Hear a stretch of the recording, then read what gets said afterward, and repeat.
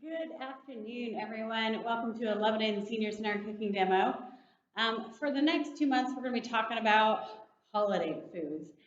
And we're in Thanksgiving month. So you might be thinking, where's the turkey, Rebecca? Stuffing, mashed potatoes?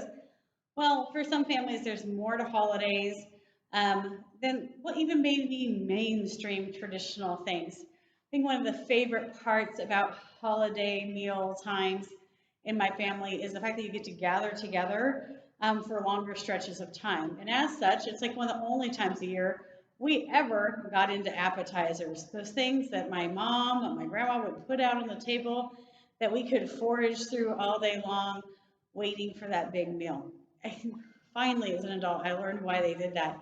They did it not because they wanted to ruin our appetites or because they enjoyed making all that extra food. No, it was to keep us out of the kitchen. It's true. When you put that food out there, then we tended to stay out of where the work was happening. Of course, in my adult years, I found out where all that work was happening. It was really a lot of good conversation and goofing off in the kitchen, too. Yeah, it was hard work also.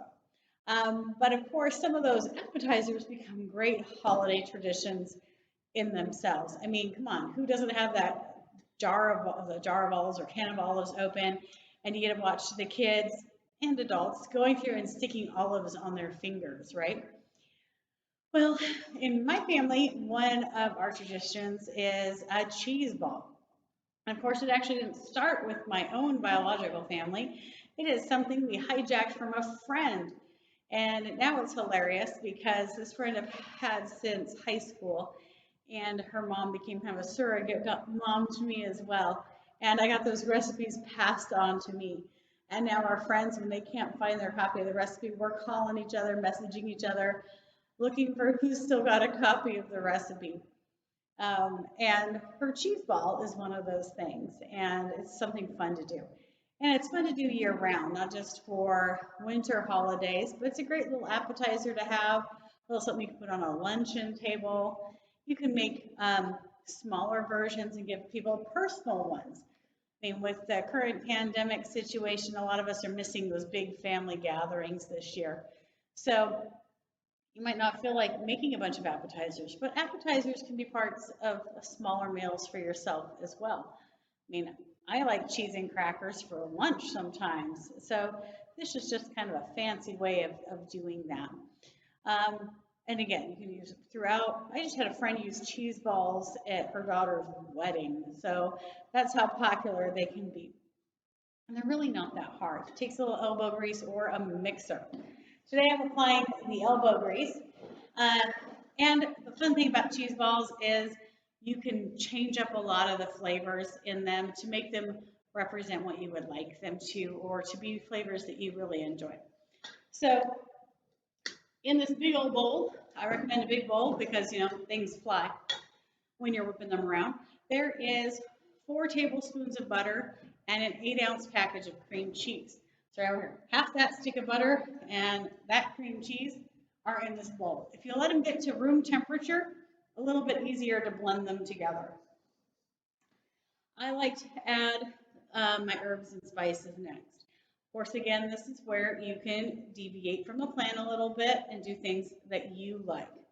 So you can use minced garlic or garlic powder. I'm actually going to use some garlic powder.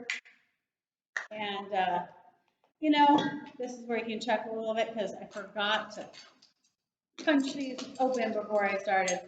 So I'm going to use about, I'm going to say a 1/4 teaspoon of garlic powder, just a little bit. If you don't like garlic, don't add garlic. Pretty simple. All right, and I've also got some onion powder. Again, if you don't like it, don't use it. There we go. This is a fun project for getting your frustrations out. The opening the seasoning packet project. Alrighty. All right, a 1/4 teaspoon of onion powder as well. And then I'm coming over for some black pepper. Use fresh ground black pepper. I'm just using it out of the can. I'm going to actually use 2 because I'm using a 1/4, but I'm going to put a half about half a teaspoon of black pepper in there. And finally, got a jar of some Italian seasoning. We used it in a recipe a little while ago. I figured, heck, why not? So I think I'm going to put a hefty half a teaspoon in there as well of the Italian. I usually like to add some kind of herbaceous feel to it. Smoked paprika can be really good. You can certainly do fresh herbs if you've got them. Let's use them dried though, because I usually freeze these in advance so that they're ready ahead of time. And so the fresh versus dried, I don't notice a big difference. You can just use straight up parsley, rosemary, marjoram, all kinds of herbs would work well in this. And you can use different kinds of cheeses.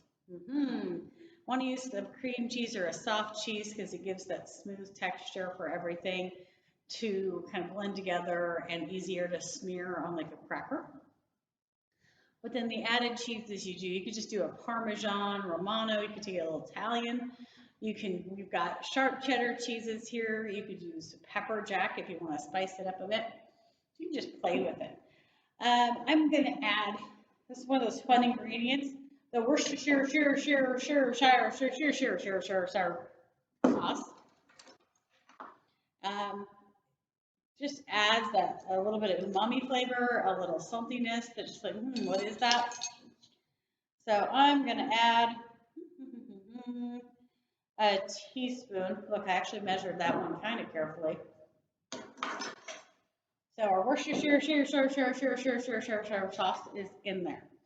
All right, this is where I'm going to just add another little mixy mix because I want to make sure I get those herbs and the pepper blended in. It's going to go through some more mixing, so I'm not going to spend a super amount of time on it, but I find it helps incorporate it in because you don't want to have chunks, right? Chunks of grainy onion powder in one spot. All right, so I've got those mixed together. Now we're moving on to cheese. So you can definitely grate your own out of a block, or you can use the bagged. The bagged cheeses, I would recommend the finely grated cheese if you're going for the pre-grated packaging. And I'm going to stick about a cup of that in there. And this is again where you can mix things up. You can get some of one flavor and some other of another flavor. So I like the finely grated cheese because I feel like it blends in better, conforms better. If you get too big of a chunk of cheese, unfortunately, I don't feel like it works for too well because it doesn't adhere together as well. But I couldn't find the extra sharp cheddar cheese in the finely, so I got some of this too. All right, there we go. So you want about 4 cups of cheese total, 4 cups of grated cheese. And once you get all that grated cheese in with that cream cheese, guess what? You're just getting an arm workout. Or you pull out that mixer. If you're using a hand mixer, be prepared because I think I've burnt out more than one motor in my lifetime. Pulling a cheese ball together with a hand mixer that wasn't super powerful because working with all this, these hard cheeses that we put in here, the cheddar cheeses, they can get caught up in those tines and really make your blender work. So definitely make sure your cream cheese is soft. That'll help. Otherwise, you can use your arm. Stand mixers work really well. I use my KitchenAid at home. This is a fun thing to involve grandkids with because, usually I know a lot of kids that like cheese. Of course, I know a lot of people, period, that like cheese. They're a bunch of cheeseaholics. There we go. Alrighty. Ooh. So we just brought it together and combined it. Okay? Then you're going to get a lovely piece of parchment paper. You can do this on your counter. I'm going to do it on this parchment paper. So this lovely bag of bacon bits, you can certainly brown your own bacon and chop it up and crumble it. You don't have to use bacon. You can use all kinds of things. This is going to be the coating on the outside of our cheese ball. Rolling your cheese ball around in something helps, keep it from being a sticky mess that you're trying to handle. So it can, kind of keep it together in the shape. It also makes it look decorative and pretty. And it's an opportunity to add one more layer of flavor. Cheese and bacon's popular in my family, but you can also use nuts. You can roll it in complementary nuts, walnuts, hazelnuts, all kinds of things that would be good on the outside. I've also rolled it in herbs before. So you can complement some of the herbs. If you're putting herbs inside, you can lighten it up a little bit. Don't put as many in there. And then sprinkle some out on your piece of parchment paper. And then when you go to roll your ball into a ball, you would roll it through those herbs. And so it would be covered.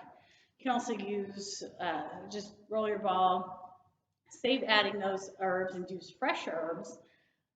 And roll it in those before you serve. That would look very pretty and look very fresh as well. So again, lots of different things you can choose to do an outer coating for your cheese ball.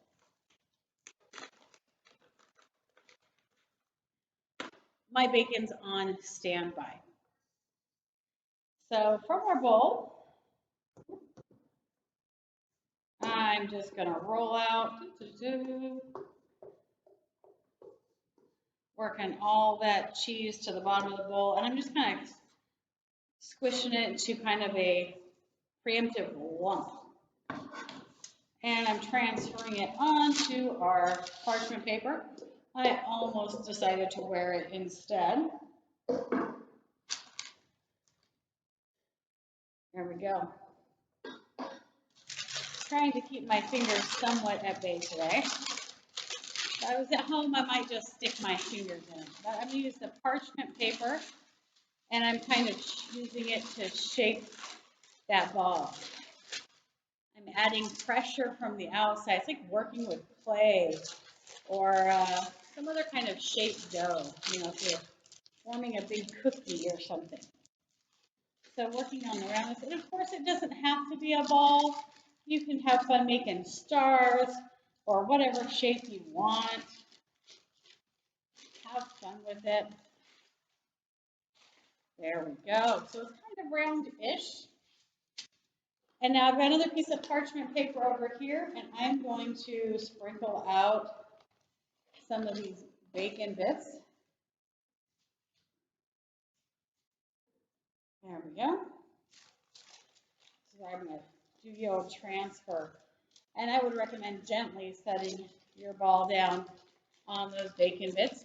If you just do the big old splat, when you land that ball, sometimes those bacon bits go flying everywhere except where you want them to stay. This is where you get to just kind of sprinkle them around, pat them down.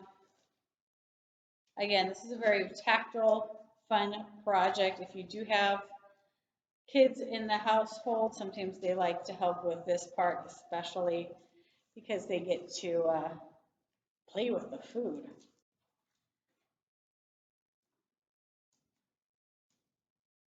Alrighty. And just kind of roll them, roll them, roll them, roll them, till you get your cheese ball good and covered with all that bacon. And of course, you can roll to your heart's content. You want to be a perfectionist until every angle of the ball is covered. You can just have at it. Keep working and refining it. There you go. And again, this is a kind of final chance for you to shape it the way you want it. There you go. So then you can put it on a platter, wrap it in some saran wrap, and keep it until you're ready for your party or ready for your guests. Then you can set it in the center of a plate and run your crackers around the plate, which is definitely a tasty and fun thing to do. You can also decorate it some more. So with it For Thanksgiving, you might take and decide to decorate your cheese ball like a turkey.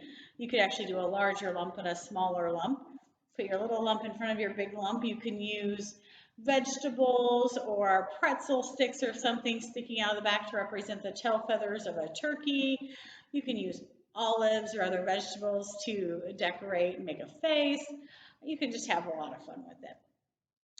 As I said, this is definitely something you can make in advance. So with your ball ready to go, I like to wrap it right back up in the parchment paper.